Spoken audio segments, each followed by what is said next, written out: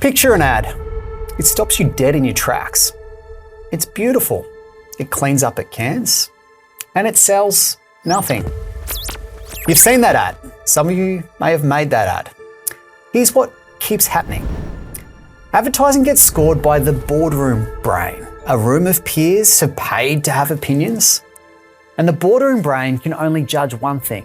Did it get my attention? Do I consciously like it? So that's the only box we've learned to tick. There are 4. Attention, the brand promise, and proof, the reason to believe that promise is true. Then, if there is, a call to action. Today we have an airline that ticks 1, a beer brand where Pete's got the actual brain data to see if it worked. 2 challenger banks who could not disagree more. I'm Jonathan Rolley. This is the Science of Advertising show.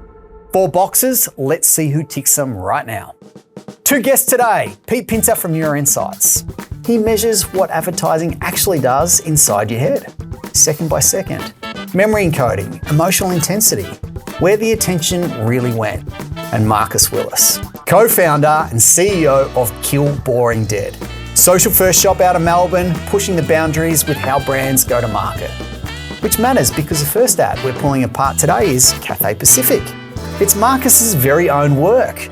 Let's cut to it now, the latest from Cathay Pacific. The science of advertising. The flight was low-key a highlight. No way. I'm serious. I actually slept on a 13-hour flight and the food was actually good. They had egg tarts. Stop. I know. I kind of miss Hong Kong. Same. Should we go? Guess what the highlight of my trip was? I got to fly in the Cathay Pacific Aria suite and it has changed my life. Lie flat bed, there's a sliding door so it feels like you're in your own private suite in the sky. I even got to order a cheeseburger while flying. Actually didn't want to get off the flight. There we have social first Cathay Pacific ad. Marcus, talk to behind the brand. I love the behind the brand perspective. How did this come about? Why did it come about? And what impact is it having for the airline? Well, Cathay asked us to create some ads that weren't branded, which is basically the first time they've done that. Wow. And they have a really, kind of corporate, safe, stakeholder, loved organic TikTok channel. And they said they wanted to try something new. So instead of, showing an A380 flying in slow motion through clouds, we created something that not any airlines are really leaning into, which is just real people talking. And that's how people are consuming TikToks. So we're not trying to create branded TikTok assets that people scroll by because you're like, oh, this is an ad. I was watching small TV and now someone interrupted me. It feels like you're just watching another TikTok. And yeah, there's lots of fun little things we're doing of the creator just getting back from their trip. And even a little trick of, when an influencer films something in their car? I just love that mechanic of, you were so desperate to tell me about something, you couldn't even wait to get home for your ring light. You had to film it in your Jeep. That kind of urgency, it feels real. And that's what people are looking at organically. So why are we creating ads that look so different? Love it. This is the message, is the medium. It's the right format in the right medium. Pete, do you have a perspective? Yeah, so interesting. Well, we've talked a lot about the media and the mindset, and I'm a huge advocate for playing to that context and understanding the context, which of course, and what you're saying, Marcus, is the mindset. It's the immediacy, it's the roughness, it's the not filing the sharp edges off at all. Why would you? And if you think of what I've just said relative to the traditional corporate airline commercial, the highly polished 60-second brand piece, as you say, an A380 gliding through the clouds or over a city skyline, shot to a beautiful piece of music. That's the traditional, highly polished, highly controlled, top-down model, isn't it? So congratulations on doing the exact reverse. I've never flown Cathay. How dare you? I wouldn't even know where to put them in the spectrum of premium, high-end, Emirates, Qantas, all the way through down. Where do they actually fit? Wow, they are the world's best economy airline. And then they have an incredible business class as well. But yeah, it is a little bit... It feels lost from a brand perspective where they fit, promise proof. Can you unpack that for us? Yeah, it's such a broader piece. We're creating TikTok ads, but I think you're totally right. And when I think about flagship airline business class of Qatar, right? That has, you know, their BMW 7 Series and that's the jewel. Then there's a trickle down effect because now I'm buying a 3 Series because I saw the 7 Series ad, and Qatar can sell more economy seats because of that. But yeah, leading with the world's best economy, it is kind of a bit of a confusing space for Cathay to be in. So with that in mind, we're like, okay, let's lean into that. We're looking at economy. How are we going to sell that on TikTok? And that audience, they're not flying business class for another 22 years. So how do we meet them where they are and talk about what they care about? And there was something of not filming in a plane and not showing the product that was a conversation. Well, it's an interesting approach. Looking at the ads, it's now part of the consideration set, whereas previously it never was. Was there any brands you were unpacking where you immediately thought, wow, they're doing a great job, we want to emulate, competitive threat? Was there anything in the research that you're observing in competitors that were doing really well or not? Well, obviously, you know, the world's best airline marketing is Ryanair. And on TikTok, their approach is, we are shit, right? They talk about how terrible it is, all the complaints. They joke about charging people for clapping at the end of the flights. And they're like, we're budget and we're leaning into that. And there's something just so true about that. And it's what consumers are already saying. You're a shit budget airline. And yet, Ryanair made more money than British Airways last year. And they're the busiest European carrier, the first airline to ever fly 200 million passengers in a year. It's unbelievably profitable. And I think it's because it's true. The brand and the marketing is clear. But every single brand manager for every brand ever, even people that sell cereal, what everyone wants for their company is for them to be premium. I'm the brand manager of this really beautiful premium airline or FMCG product. So leaning into lo-fi, there's a tension there that not a lot of people want to go down that corridor.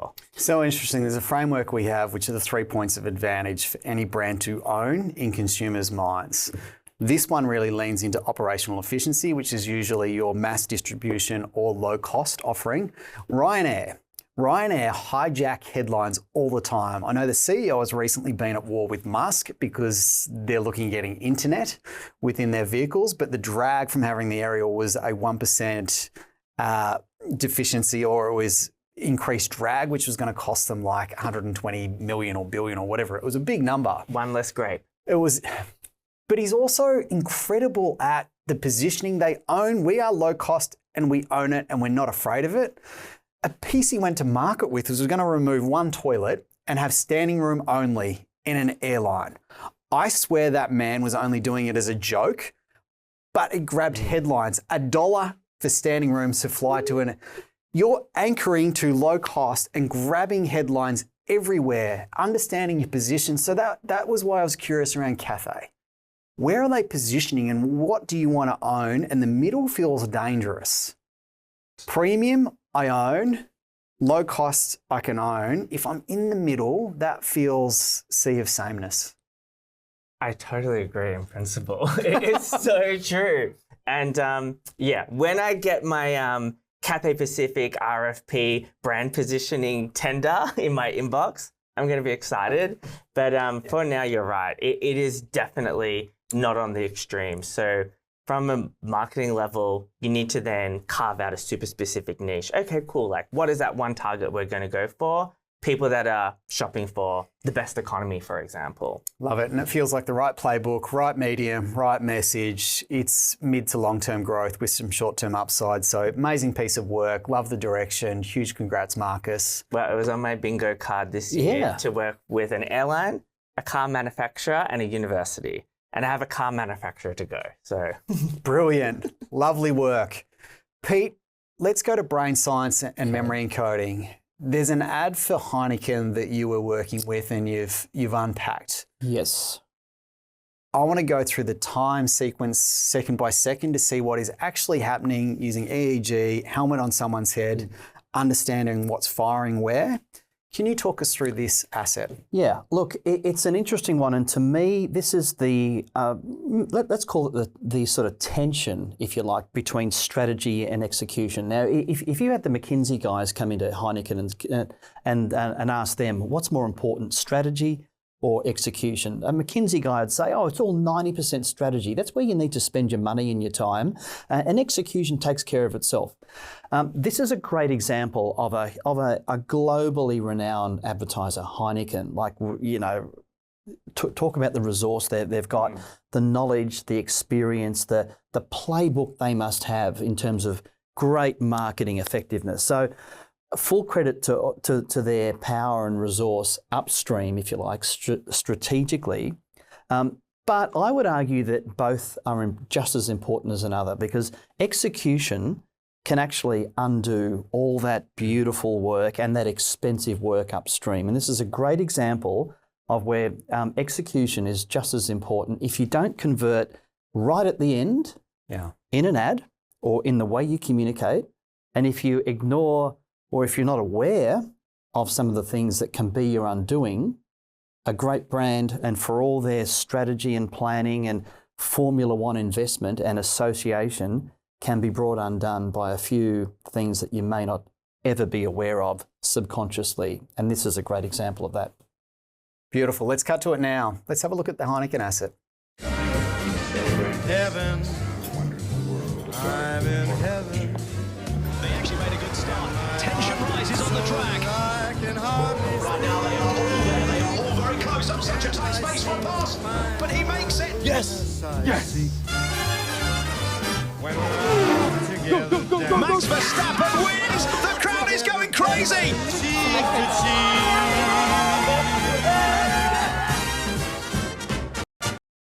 Beautiful. Do we have the time series version of this with the Neuro next. Insights? Let's have a look at the time series. So talk to us, Pete. What are we seeing here? So we're looking at memory encoding here, left brain red, right brain blue.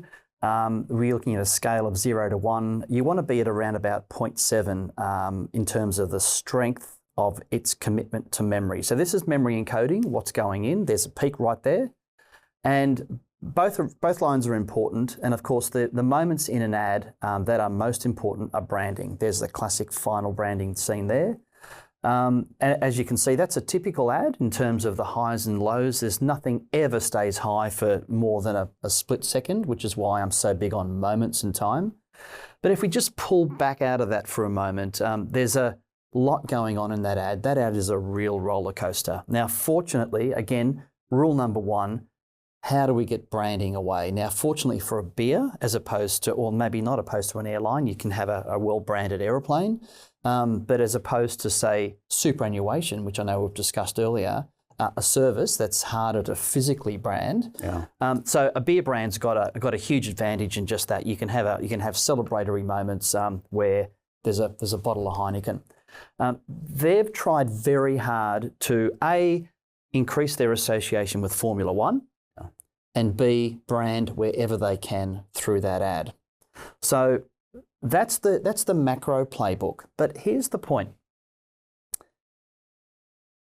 That ad falls into one of these categories of creepy ad effect.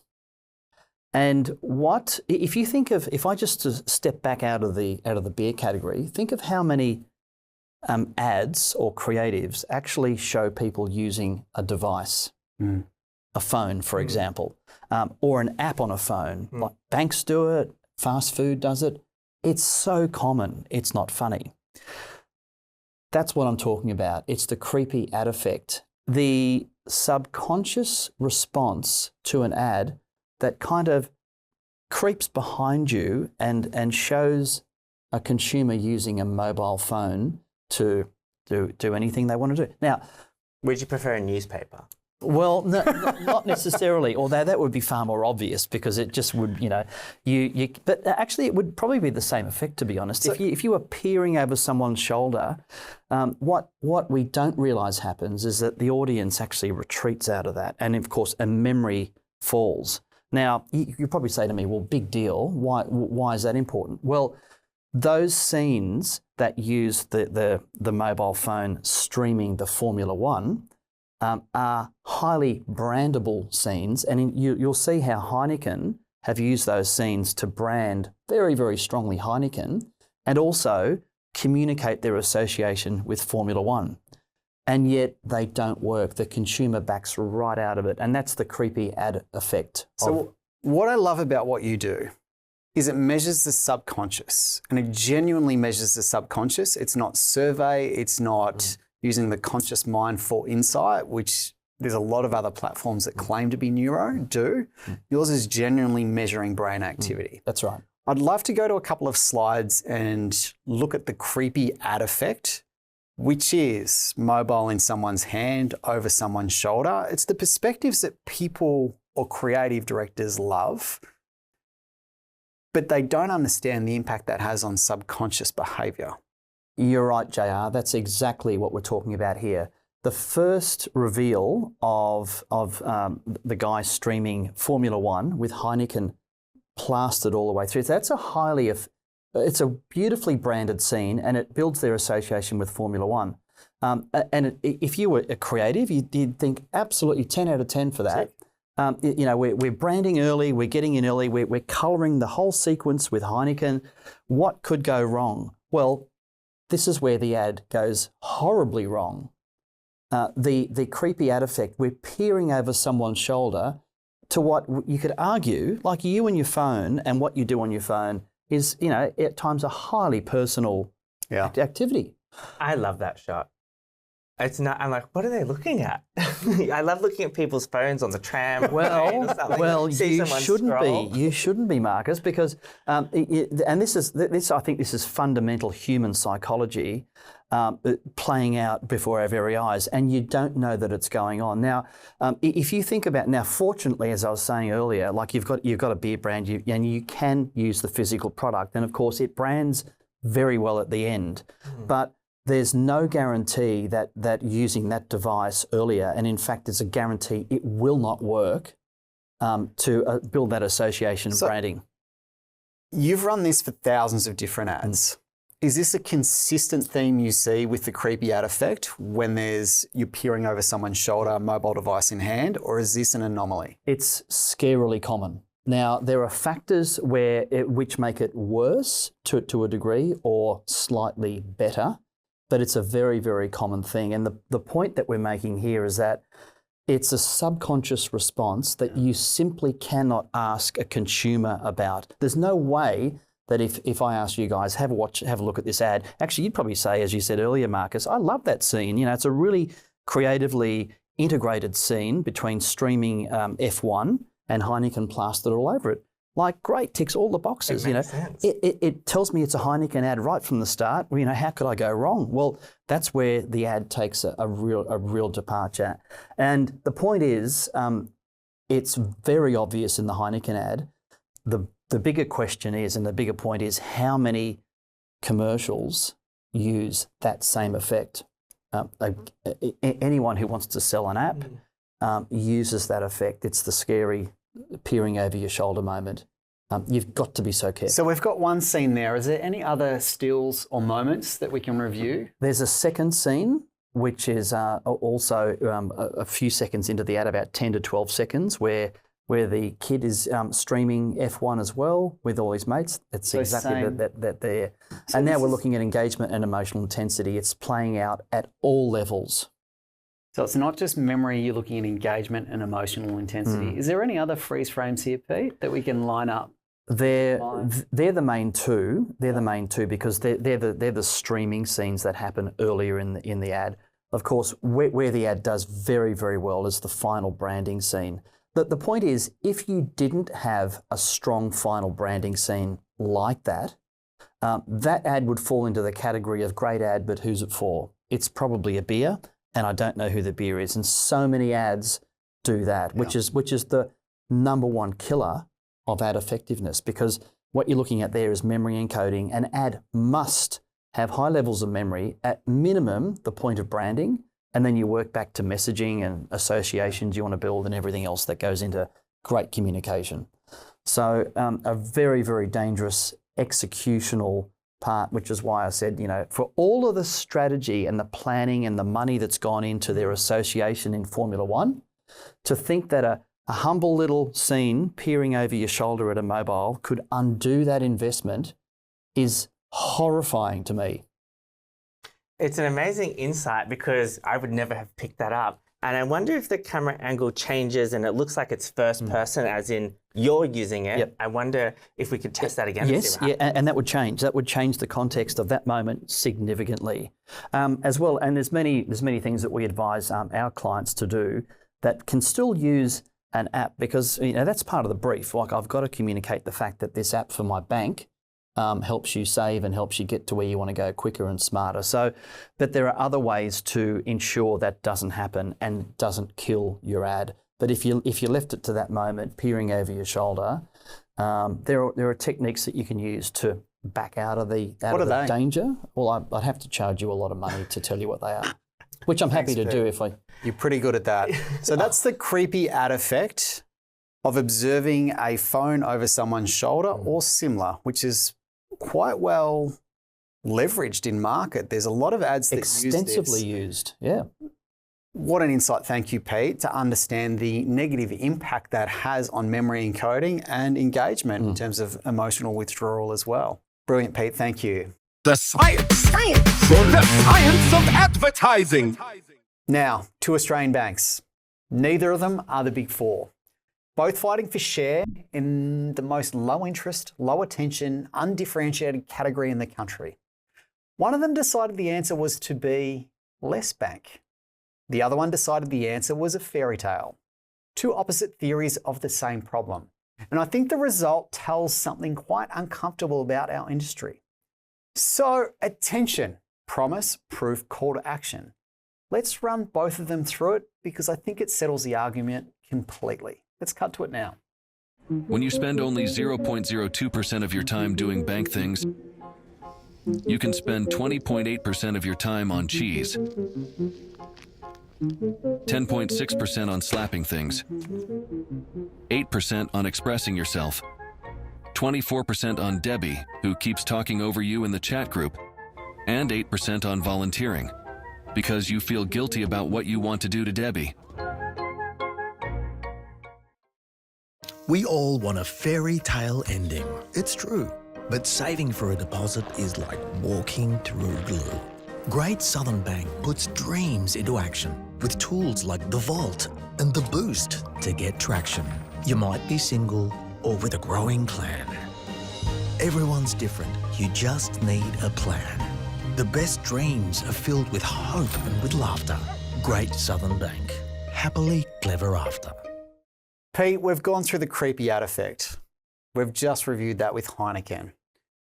Two brands, Bankwest, Great Southern Bank. Who's winning this war? That's a tough question. I really fear for both executions. If those executions are completely representative of how they communicate to the market, and I think we'd argue they are, the scary thing about the second ad is all the hues of blue. I wonder where that's going if you're talking about a bank. ANZ. Exactly. So that's really risky. And I'd have to say Bankwest if I was forced to pick one or the other. I guess Bankwest should be congratulated for taking a really quirky, unusual, very, very different, raw, irreverent approach to banking.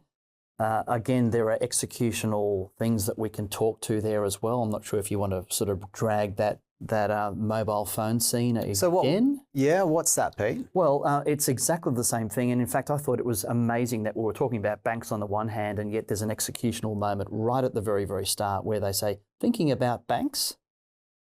She's using her mobile phone and sort of puts it down. All through that moment is completely destroyed when it comes to memory encoding. The first 5, 6, 7 seconds of that ad where you're saying, thinking about a bank ad, there we have it right there. So you've cheated, Pete. You've actually put this through your platform and we can see a significant decline in memory encoding in the opening sequence. So There's again, another one here as well, Pete. There's another significant decline. What's happening there in sort of that 13 seconds? Yeah, it's actually up until about now, it's quite an average ad, and see that huge drop there. Now that there's quite a significant amount of lows. Now, what really brings that ad and saves it right at the very end. And in fact, I wouldn't be relying on the last second, but it actually does brand okay. It actually hits 0.7 and goes higher. But you'll see that it actually suffers incredible lows and 3 big lows. The first big low is that creepy ad effect that we were talking about earlier, which is the mobile peering over your shoulder thing. Yeah. So it's not unique to beer. It's actually a universal truth. And again, I doubt anyone would be aware or you could ask for that. And yet these moments, small as they are, as nuanced as they are, can destroy your ad, particularly when you're setting it up as a bank ad. So that's point number 1. Point number 2, she's walking away from camera and slaps the thing. Simply walking away has, again, killed that. If you can imagine spending $20 million on that campaign and to think that a scene like that can destroy your investment. Why does it destroy someone walking away from camera? Why does that destroy the moment? It's a subconscious thing that says, I'm leaving you. I'm walking away from you. There's probably a huge piece of human psychology and consumer psychology to do with explaining why that happens. But it's very, very pronounced there, and it's not that uncommon as well. You think of how many ads also use something walking or leaving you. It's a subconscious sign to say, see ya. There's a term you have for it. What is it? Conceptual closure. Conceptual closure. Yeah. And there are many factors that can actually, close the doorway to memory. And in fact, and you can just see how brittle, the doorway to memory really is. And so many subconscious things can actually, close the doorway to memory. Of course, in an ad, in the middle of an ad, it's not so problematic. It is highly problematic if there's something important you want to communicate during that moment. And of course, what has to happen is the ad has to re-trigger you at the moment where you're selling what you want to sell. Branding, messaging, and all those other things that we look at. So Pete, you're voting Bankwest. I think on this one, unfortunately, given the highs and lows of what we've seen, I think that's the one for me. Marcus.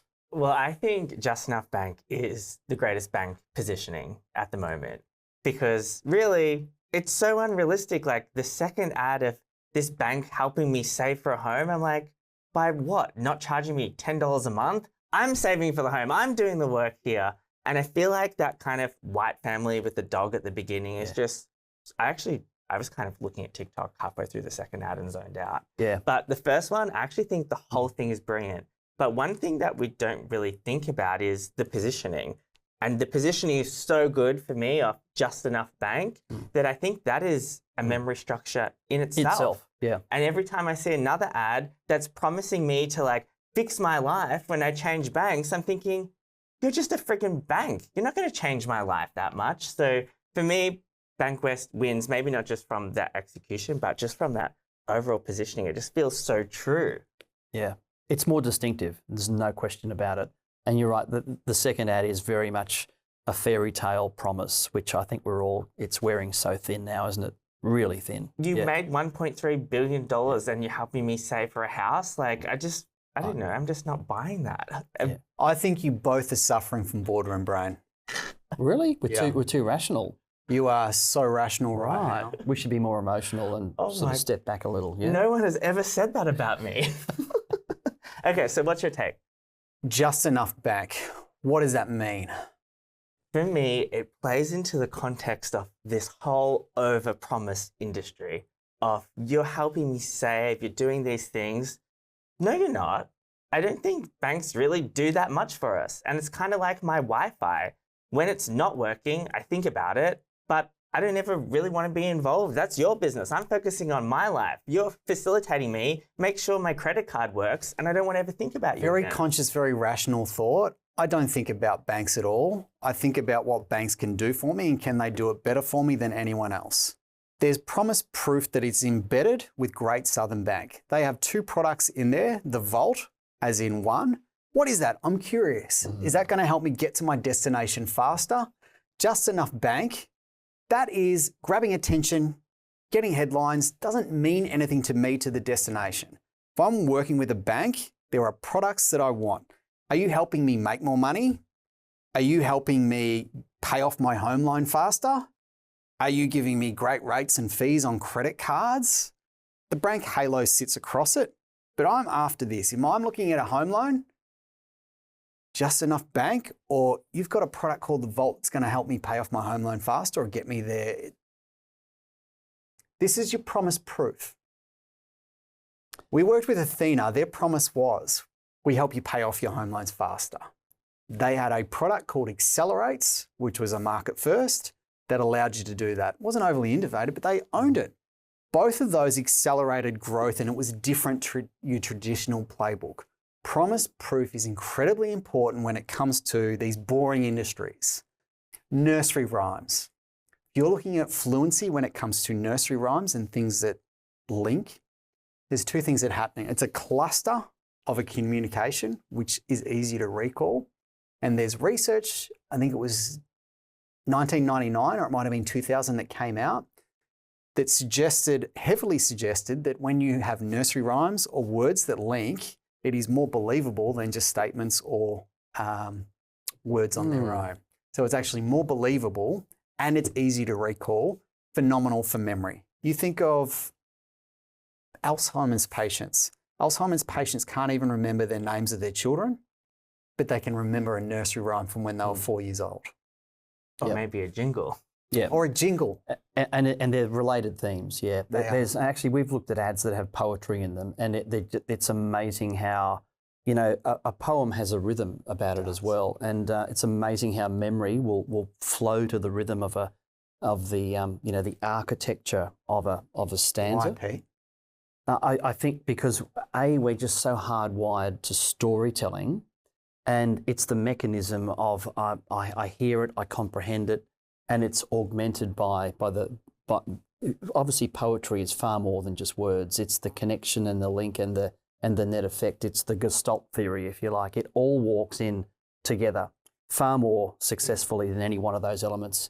You've got music track, you've got poetry, nursery rhymes. As soon as you bring nursery rhyme in, it actually turns into song. Song, hippocampus, deep memory formation. It's a match made in heaven. It's why I love music, sonic, jingle, nursery rhyme. Incredible for brand.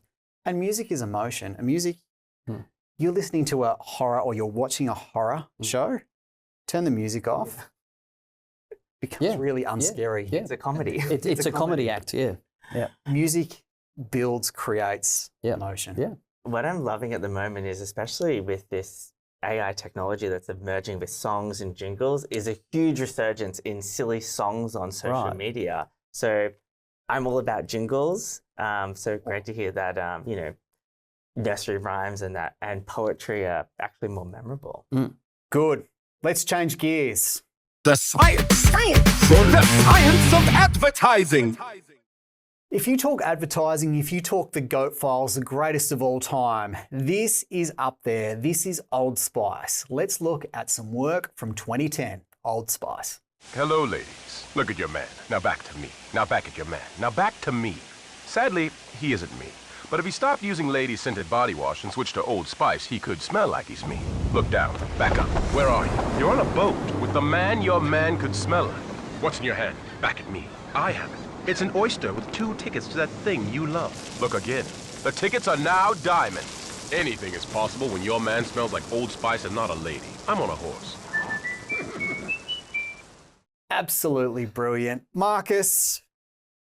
I'm shook. I remember seeing that ad and I was like, what is happening? And the hook, you just keep on going. It's just, as you said, one of the greatest pieces of advertisement ever, because in the era, it's so unexpected. However, fast forward to 2026, it's an okay TikTok. Pete. Our times have changed. I remember putting that ad through Neuro, and not that we worked with a client, but just to see how it responded. And of course, it got huge levels of memory encoding at branding, particularly the early level, the earlier mentions of Old Spice. Of course, that ad is iconic because it changed the fortunes of Old Spice on a dime. It was incredible. And I think the learning in that is just like the Cadbury Dairy Milk Gorilla, if you may recall that.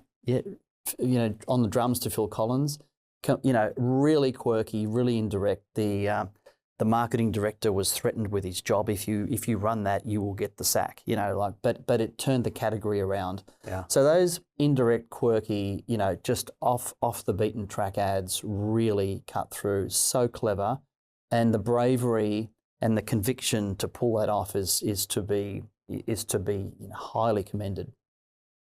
And it's interesting when you think about who's the actor, who's the guy. Well, it's the Old Spice guy, and we just know it as the Old Spice ad. And the fact that the brand is so locked into the execution, it's not like, oh yeah, that was Daniel Craig doing that. It was the Old Spice guy. Do you know who he is? He's the Old Spice guy.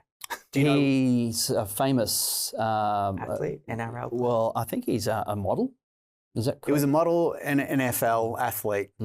So he's really the man that you wish your man was like. Completely playing to the quirkiness of that proposition as well. And character. Yeah. Genius. Yeah. Speaking of genius, Guinness, this ad, if you're looking at Boardroom Brain, they didn't want to run it. They thought it was going to fail. They had an insight where people were waiting too long for Guinness, and that was a frustration. So they took that insight and they made that famous. Let's have a look at Guinness right now. He waits. That's what he does. I'll tell you what. Tick followed tock, followed tick, followed tock, followed tick. Ahab says, I don't care who you are, here's to your dream. The old sailors returned to the bar. Here's to you, Ahab! And the fat drummer hit the beat with all his heart.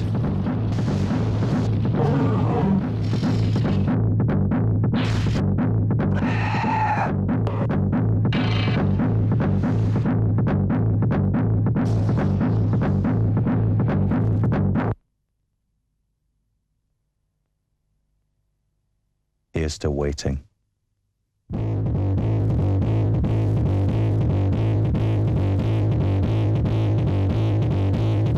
Without that track, this ad is nothing. Marcus, thoughts on this? It's probably the first time you've ever seen this ad. My favorite Guinness campaign is splitting the G. I don't know if you've ever split the G. When you have one gulp of Guinness and you've got to try to get it in the middle of the logo. Okay. Well, that's a fun kind of user interactive. But I love this type of advertising where you don't know the brand until the end. But also, what are the limitations? What's holding us back? It's such a fun way to brainstorm an idea as opposed to like, what are our product benefits? What are USP? What's not working or what's annoying? How do we double down on that? It is. It's really similar to Ryanair, leaning into we're cheap, we're budget. How do we make fun, be playful? Guinness takes a long time to wait for a Guinness. Lean into it, make it fun. I love that track. It's so good. Pete. Yeah, it's iconic, that campaign. And you're right. I think the soundtrack pulls that all the way through. Like just the intrigue that they require. Because as Marcus said, it doesn't brand to the very end, but it kind of became an iconic campaign in its own right. And once you knew it was for Guinness, it just took off. Yeah. So yeah, but the music is incredibly important to the fabric of the intrigue and keeping you on that journey until the end. If that was the first time you saw that ad, and of course after you see it, you get it, and you can actually tell the joke a few times. It's amazing to see how, I guess, beer advertising has evolved. We looked at Heineken, looked at Guinness, and looking at now the #1 selling non-alcoholic beer, Heaps Normal. They're a challenger brand on a challenger brand. And guess what they're doing to sell non-alcoholic beer? They open a wellness club and they start a record label. So the way that we're evolving into community, into social, and aligning with the audience, it's a fun evolution to see all these things together. And the brand promise, right? Like it's central to everything they do around it. Yeah, that's the key. The brand promise. What is the brand promise? What does it stand for? Yeah. How do you create an ecosystem around it? Today's environment, it's not just one hero asset. There are multiple different ways to bring that promise and proof to life. Yeah, there are. Well, that is today's show. This is The Science of Advertising. I'm your host, Jonathan Rolley. Huge thanks to Marcus and Pete for your contribution. Until next time.